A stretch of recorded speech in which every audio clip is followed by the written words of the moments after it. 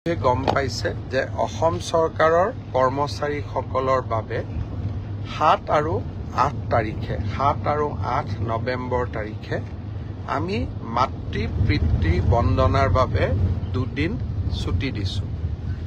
7 আৰু 8 তাৰিখ চৰকাৰে ছুটি দিছে। 9 তাৰিখ ছট পূজা, 10 আৰু 11 তাৰিখ শনিবাৰ আৰু ৰবিবাৰ। এক কথাত ক'বলৈ গ'লে 7 তাৰিখৰ পৰা 11 তাৰিখ 5টা দিন চৰকাৰী কৰ্মচাৰীসকলে বন্ধ পাব।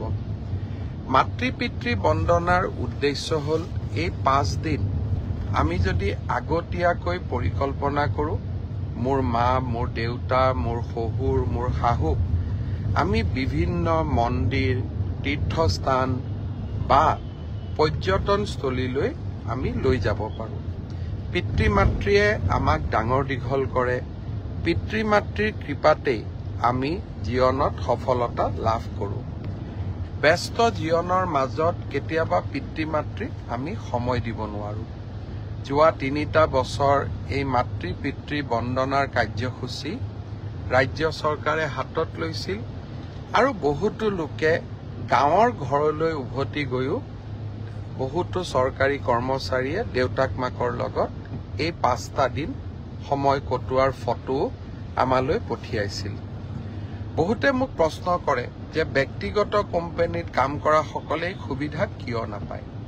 মই আশা কৰোঁ যে চৰকাৰে যেনেকৈ আমাৰ কৰ্মচাৰীসকলক এই সুবিধা দিছে, একে সময়তে ব্যক্তিগত কোম্পানীৰ স্বত্বাধিকাৰসকলেও এনেকুৱা যদি সুবিধা তেওঁলোকৰ কৰ্মচাৰীসকলকো দিয়ে, বিনা বেতন নকটাকৈ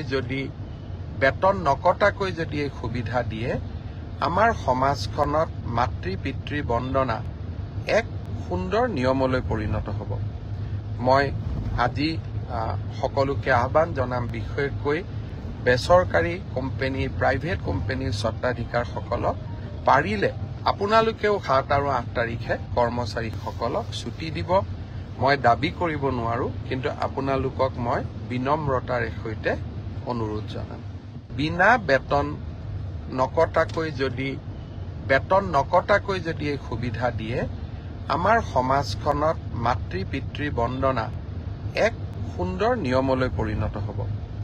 মই আজি সকলোকে আহ্বান জনাম, বিশেষকৈ বেচৰকাৰী কোম্পানী, প্ৰাইভেট কোম্পানীৰ স্বত্বাধিকাৰসকলক পাৰিলে আপোনালোকেও 7 আৰু 8 তাৰিখে কৰ্মচাৰীসকলক ছুটি দিব।